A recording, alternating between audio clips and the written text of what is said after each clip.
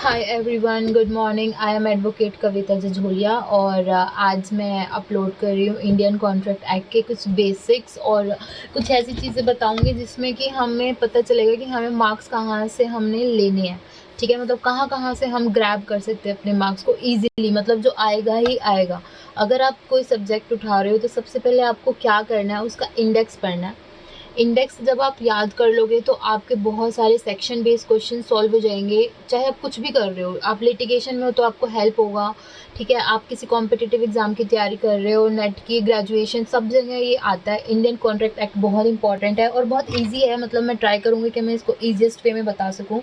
हम सिर्फ बेसिक्स पे जाएंगे अभी। ठीक है, तो इंडियन कॉन्ट्रैक्ट एक्ट का जो ईयर है वो है 1872। इसकी एनफोर्समेंट डेट अपने को याद करनी है जो है 1 सितंबर 1872। ठीक है, इसमें टोटल 10 चैप्टर्स हैं और 238 सेक्शंस हैं। पहले इसमें 266 सेक्शंस थे पर वो रिपील हो गया है, वो पार्टनरशिप एक्ट बन गया अपना अलग से रिपील हो के, तो अब हमारे पास टोटल 238 सेक्शंस है। ठीक है, हम इसका सबसे पहले डिवीज़न करेंगे चैप्टर्स का ताकि अपने को आगे सेक्शंस याद करने में दिक्कत ना हो। ठीक है, तो सबसे पहला हमारा जो आता है वो है general principles law of contract के, जो चैप्टर 1 है, जो सेक्शन 1 से लेके 75 तक आएगा।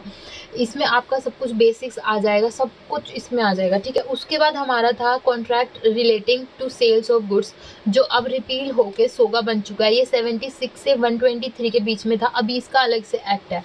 ठीक है, फिर उसके बाद हमारा जो नेक्स्ट हम जो डिवीज़न कर रहे हैं वो है हमारा स्पेशल कॉन्ट्रैक्ट्स, जो हमारा 124 से 238 के बीच में है। इसमें बेलमेंट, प्लेज, ठीक है, एजेंसी, ये सब चीज़ें आ जाएंगी, गारंटी, इंडेमनिटी, सब कुछ इसमें आ जाएगा। ठीक है, उसके बाद हमारा था इसमें पुराने वाले कॉन्ट्रैक्ट एक्ट में कॉन्ट्रैक्ट्स रिलेटिंग टू पार्टनरशिप। ठीक है, जो 239 से लेके 266 तक था, पर अब ये 1932 का एक्ट बन चुका है पार्टनरशिप का। ठीक है, तो बेसिकली हमारे पास अगर देखा जाए तो अपने को दो एरिया को कवर करना है। एक तो कॉन्ट्रैक्ट एक्ट के जो प्रोविजंस है जर्नल, वो 1 to 75, और नेक्स्ट हमने स्पेशल कॉन्ट्रैक्ट्स को करना है जो हमारा सेक्शन 124 से लेकर 238 तक है। ये बिल्कुल बेसिक हो गया, आप ये चार चीज़ें बिल्कुल याद करना। ठीक है, अब अगर हम नेक्स्ट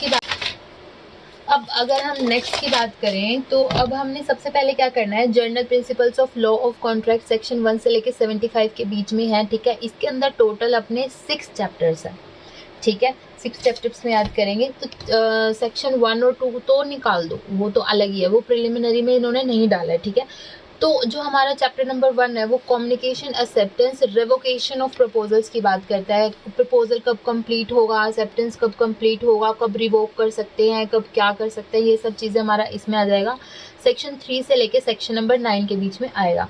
नेक्स्ट जो है वो है हमारा चैप्टर नंबर 2, जो हमारा कॉन्ट्रैक्ट्स, वॉइडेबल कॉन्ट्रैक्ट्स और वॉइड एग्रीमेंट की बात करता है। ठीक है, सेक्शन नंबर 10 से लेके 30 के ऊपर आ जाएगा। ये ओवरऑल एक फिगर याद कर लो, 10 to 30। ठीक है, इसी के अंदर हमारा वॉइड एग्रीमेंट्स आएगा जो आएगा सेक्शन नंबर 24 से लेके 30 के बीच में। ठीक है, जैसे कि आपको कोई शादी करने से नहीं रोक सकता, लीगल प्रोसीडिंग्स डालने के लिए नहीं रोक सकता, तो ये हमारे कुछ वॉइड एग्रीमेंट्स है जो वॉइड एब इनिशियो होते हैं, स्टार्टिंग से ही वॉइड होते हैं, वो इसके अंदर हम कवर करेंगे जब करेंगे। ठीक है, उसके बाद चैप्टर नंबर 3 हमारा बात करता है कंटिंजेंट कॉन्ट्रैक्ट की, जो सेक्शन नंबर 31 से लेके 36 के बीच में आता है। ठीक है, कंटिंजेंट कॉन्ट्रैक्ट कौन से कॉन्ट्रैक्ट होते हैं, जो किसी कंडीशन पे बेस होते हैं, चाहे वो हैपनिंग हो, नॉन हैपनिंग हो, कुछ भी हो, बस वो कंडीशनल होते हैं तो वो कंटिंजेंट में आते हैं।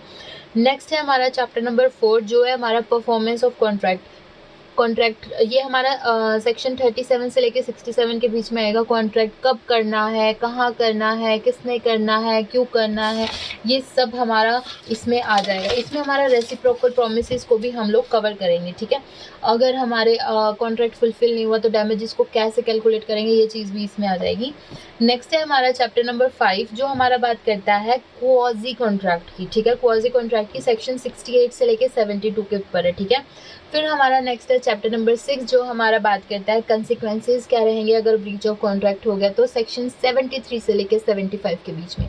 अभी जो 6 चैप्टर्स के जो टाइटल है वो सेक्शन नंबर के साथ अपने को याद करने हैं। इसमें से बहुत चांसेस हैं कि चैप्टराइजेशन में से पूछ लिया जाए या सेक्शंस में से। अब सेक्शन का आगे क्या डिवीज़न होगा वो हम नेक्स्ट वीडियो में करेंगे जब हम इसको थोड़ा डिटेल में डालेंगे। अभी के लिए इतना, इनफ है, मतलब बेसिक आपने इतना याद करना है। हमारे जो मैंने बताए थे स्पेशल कॉन्ट्रैक्ट्स, जैसे bailment, indemnity, guarantee, pledge, agency, ये सब चीज़ें ये स्पेशल कॉन्ट्रैक्ट्स हैं किसी तरह के, ठीक है। तो ये हमारे स्पेशल कॉन्ट्रैक्ट अलग से डिवाइड किए हुए हैं हमने चैप्टर नंबर 8, 9 और 10 में। ये 3 ही चैप्टर्स हैं इसमें, ठीक है। तो ठीक है, अब आप बोलोगे चैप्टर नंबर 7 कहाँ गया, तो वो सेल्स ऑफ गुड्स एक्ट के थे, वो रिपील होके उसका एक अलग से एक्ट बन चुका है, ठीक है। तो चैप्टर नंबर 8 हमारा बात करता है इंडेमनिटी एंड गारंटी की, चैप्टर सेक्शन नंबर 124 से लेके 147 के बीच में। चैप्टर नंबर 9 बात करता है बेलमेंट की। बेलमेंट कहाँ से आएगा, 148 से लेके 181 में, पर 172 से लेके 181 के बीच में हमारा प्लेज भी आ जाएगा। बेलमेंट और प्लेज एक तरीके से सेम ही होता है, सिर्फ एक कंडीशन का डिफरेंस होता है बस, ठीक है। उसके बाद नेक्स्ट हमारा चैप्टर नंबर 10 जो बात करता है एजेंसी का, कि एजेंसी क्या होती है, सब एजेंट्स क्या होते हैं, एजेंट कौन होते हैं, रेक्टिफिकेशन, रेवोकेशन, सब कुछ इसमें आ जाएगा, ठीक है। एक इसमें बहुत मतलब इसमें इफेक्ट्स वगैरह सब इसमें एजेंसी में आ जाएगा। तो ये हमारा बहुत बेसिक हो गया है कि हमने चैप्टराइजेशन कैसे करना है, ठीक है।